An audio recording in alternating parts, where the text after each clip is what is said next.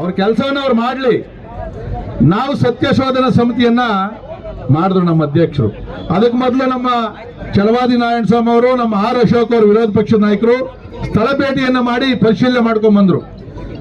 ನಾವಲ್ಲಿ ಹೋದಾಗ ನಿಮ್ಗೆ ಗೊತ್ತಿರಲಿ, ಆ ಕೇರಳದ ಮುಖ್ಯಮಂತ್ರಿ ಅಷ್ಟೊಂದು ವೈಕೊಂಡಲ್ಲ, ಅಲ್ಲಿಂದ MP MLA ಬಂದ್ರಲ್ಲ, ಒಬ್ಬನೇ ಒಬ್ಬ ಕೇರಳದವನಿಲ್ಲ ಅಲ್ಲಿ ನಿವಾಸಿ, ಒಬ್ಬನೇ ಒಬ್ಬನ ಕೇರಳದವನಿಲ್ಲ ಅಲ್ಲಿ. ಆಧಾರ್ ಕಾರ್ಡ್ ಅಲ್ಲೂ ಇಲ್ಲ, ವೋಟರ್ ಲಿಸ್ಟ್ ಅಲ್ಲೂ ಇಲ್ಲ, ಯಾವನೂ ಇಲ್ಲ ಅಲ್ಲಿ. ಪಾಕಿಸ್ತಾನದವರು ಅವರು ಟ್ವೀಟ್ ಮಾಡಿದ್ರು, ಅಲ್ಲಿ ಅಲ್ಪಸಂಖ್ಯಾತರಿಗೆ ನಮ್ಮವ್ರು ತೊಂದರೆ ಆಗಿದೆ ಅಂತೇಳಿ. ಒಬ್ಬನೇ ಒಬ್ಬನು ಪಾಕಿಸ್ತಾನದವನು ಇಲ್ಲ ಅಲ್ಲಿ. ಅಲ್ಲಿದ್ದವರು ಭಾರತದ ಕೆಲವರು, ಬಾಂಗ್ಲಾದೇಶದವ್ರ ಮೆಜಾರಿಟಿ, ರೋಹಿಂಗ್ಯಾದವರು. ನಾವು ಹೋದಾಗ ಅವ್ರು ಯಾರು ಒಬ್ರು ಇಲ್ಲ, ಎಲ್ಲ ಖಾಲಿ ಮಾಡಿಸ್ಬಿಟ್ಟವ್ರು. ಯಾಕಂದ್ರೆ ಪ್ರತಿನಿತ್ಯ ಮಾಧ್ಯಮದವರು ಬೇರೆ ಬೇರೆಯವ್ರು ಹೋಗಿ ಅವ್ರು ಕೇಳೋ ಸಂದರ್ಭದಲ್ಲಿ ಸಿಗಾಕೊಂತೀವಿ ಅಂತ ಹೇಳಿ ಹೊರಗಡೆ ಹೋಗುವಂತ ಕೆಲಸವನ್ನು ಅವ್ರು ಮಾಡಿದ್ರು.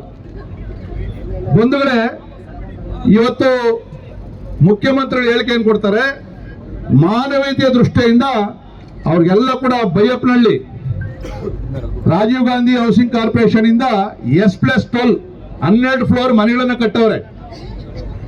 ಅದರಲ್ಲಿ ಒಂದೇ ಒಂದು ಯೂನಿಟ್ ಮಾತ್ರ ಫಿನಿಶ್ ಆಗ್ತಾ ಇರೋದು ಇನ್ನು.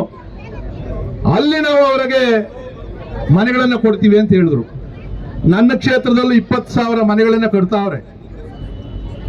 ಅಲ್ಲೂ ಕೂಡ ಆನ್ಲೈನ್ ಆಫ್ಲೈನ್ ಅಲ್ಲಿ ಮನೆಗಳನ್ನ ಬುಕ್ಕಿಂಗ್ ಮಾಡ್ಕೊಂಡವ್ರೆ. 6 ವರ್ಷ ಆಗೈತೆ. ಎಷ್ಟೋ 6 ವರ್ಷ ಆಗೈತೆ. 1 ಲಕ್ಷ ಕಟ್ಟಿ ಒಂದು 200 ಮನೆ ಬಿಟ್ರೆ ಇವತ್ತುವರೆಗೂ ಕೂಡ ಮನೆಗಳಲ್ಲಿ ಒಳಗಡೆ ಬಿಡ್ಲಿಲ್ಲ. ದಿನಕ್ಕೊಂದೊಂದು ಕಾನೂನು ಮಾಡ್ತಾವ್ರೆ.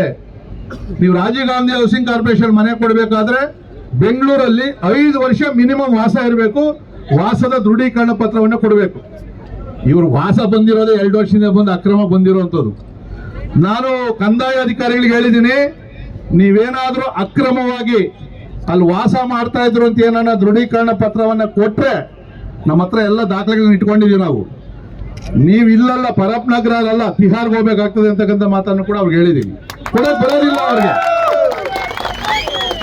ಒಟ್ಟು 10.5 ಲಕ್ಷ ರೂಪಾಯಿ ಅದೊಂದು ಫ್ಲಾಟು, 10.5 ಲಕ್ಷ ರೂಪಾಯಿ, 5 ಲಕ್ಷ ರೂಪಾಯಿ BBMP ಇಂದ ಕೊಡ್ತಾರಂತೆ. ಯಾವುದು ಒಂಟಿ ಮನೆ ಸ್ಕೀಮ್. ಒಂಟಿ ಮನೆ ಸ್ಕೀಮ್ ಅಲ್ಲಿ ಕೊಡ್ತಕ್ಕಂಥ ದುಡ್ಡು BBMP ವ್ಯಾಪ್ತಿಯಲ್ಲಿ ಇರ್ತಕ್ಕಂಥ ಸ್ಕ್ಯಾವೆಂಜರ್ಸ್, ಯಾರು ಈ ಕೊಳಚೆ ಇದೆಲ್ಲ ಕ್ಲೀನ್ ಮಾಡ್ತಾ ಇದ್ರಲ್ಲ, ಪೌರ ಕಾರ್ಮಿಕರು, ಬಡವರು, 600 ಅಡಿ ಒಳಗಡೆ ಯಾರ್ದು ನಿವೇಶನ ಇರ್ತದೆ, ಸ್ವಂತ ನಿವೇಶನ, ಅವ್ರಿಗೆ ಮನೆ ಕಟ್ಟೋದಕ್ಕಿರೋದು. ನಿನ್ನೆ ಕೂಡ ಅಧಿಕಾರಿಗಳು ಹೇಳವ್ರೆ, ಒಂಟಿ ಮನೆ ದುಡ್ಡಲ್ಲಿ 5 ಲಕ್ಷ ರೂಪಾಯಿ ನಾವು ಅಲ್ಲಿ ಕೊಡ್ತೀವಿ ಅಂತ ಹೇಳಿ. ಅದಿರೋದು ಗ್ರಾಮ ಪಂಚಾಯತಿಯಲ್ಲಿ. ನೀವು ಹೆಂಗ್ರಿ BBMP ದುಡ್ಡನ್ನ ನಿಯಮ ಮೀರಿ ನೀವು ಕೊಡಕ್ಕಾಗ್ತದೆ? ಒಂದು, ಮೊದಲು ಅವ್ರಿಗೆ ಎಲಿಜಿಬಿಲಿಟಿ ಇಲ್ಲ. ಎರಡನೇದು, ದುಡ್ಡು ಕೊಡೋಕ್ಕೂ ಬರೋದಿಲ್ಲ. ನೀವು ಆಶ್ರಯದಲ್ಲಿ ಕೊಡೋಣ ಅವ್ರಿಗೆ ಮನೆ ಅಂತ ಹೇಳಿದ್ರೆ ಆಶ್ರಯದಲ್ಲೂ ಕೊಡಕ್ ಬರೋದಿಲ್ಲ. ಯಾಕಂದ್ರೆ ಅವ್ರಿಗೆ ವಾಸನೆ ಇಲ್ಲ.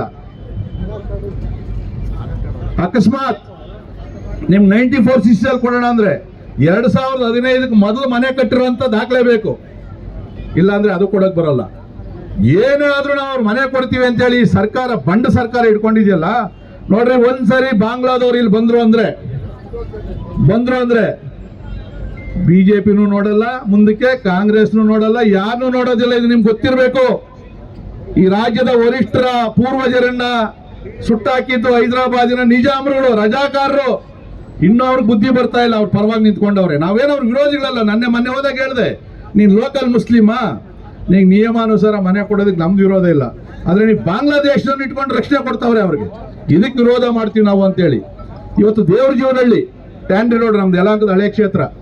ಈಗ ಅಲ್ಲಿನ ಕಾರ್ಯಕರ್ತರು ಫೋನ್ ಮಾಡಿದ್ರು, ಒಟ್ಟು ಸುಮಾರು 30 ಎಕರೆ ಕೆರೆ ಮತ್ತು ಬಂಡೆ ಜಾಗ, 30 ಎಕರೆ. ಮೊನ್ನೆ ಲೋಕಾಯುಕ್ತ ಅಧಿಕಾರಿಗಳು ಆದೇಶ ಮಾಡವ್ರೆ, ಸರ್ಕಾರ ತಗೊಳ್ರಿ ಅಂತ ಹೇಳಿ. ಎಲ್ಲೈತೆ ಜಾಗ ಅಲ್ಲಿ? ಕೆರೆನೂ ಸೇರಿಸಿ ಎಲ್ಲ ಅಲ್ಪಸಂಖ್ಯಾತರೆ 12 ಮನೆ ಮಾತ್ರ SCಗಳು ಕಟ್ಕೊಂಡವ್ರಂತೆ. ಇನ್ನು ಎಲ್ಲ 30 ಎಕರೆ ಜಾಗದಲ್ಲೂ ಕೂಡ ಮನೆಗಳು ಕಟ್ಕೊಂಡವ್ರೆ. ಯಾರ ಕ್ಷೇತ್ರ ಅದು? ನಮ್ಮ BJP MLA ಅವನಲ್ಲಿ. ಈ ತರ ಎಲ್ಲೆಲ್ಲಿ ಜಾಗ ಸಿಗ್ತದಲ್ಲಿ ಗುಡಿಸ್ಲಾಕಿದ್ರೆ ಅವ್ರಿಗೆ ಸಕ್ರಮ ಮಾಡುವಂಥದ್ದು. ಇದು ನಮಗೆ ಇರ್ತಕ್ಕಂಥ ಬಹಳ ದೊಡ್ಡ ಡೇಂಜರಸ್. ಇದಕ್ಕೆ ನಾವು ಪಕ್ಷಾತೀತವಾಗಿ ಹೋರಾಟವನ್ನು ಮಾಡಬೇಕು. ಕಾಂಗ್ರೆಸ್ ಅವರು ಕೂಡ ಮುಂದೆ ನೆಮ್ಮದಿಯಾಗಿರ್ಬೇಕು ಅಂತಂದ್ರೆ ಇದನ್ನು ತಡಿಬೇಕು. ನಮ್ಮಲ್ಲಿರ್ತಕ್ಕಂಥ ಅಲ್ಪಸಂಖ್ಯಾತರು ಕೊಡು, ನಮ್ಮ ದೇಶದಲ್ಲಿರೋರಿಗೆ, ನಮ್ಮ ದೇಶದಲ್ಲಿರೋ SC STಗಳು ಕೊಡ್ರಿ, ಬಡವರು ಕೊಡ್ರಿ, ನಮ್ದೇನು ವಿರೋಧ ಇಲ್ಲ.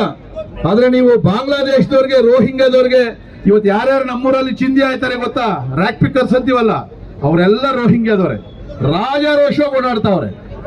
ಕೇಳಿದ್ರೆ ಕೇಂದ್ರ ಸರ್ಕಾರ ನಿಮ್ದೇ ಅಲ್ವೇನ್ರಿ ಅಂತಾರೆ.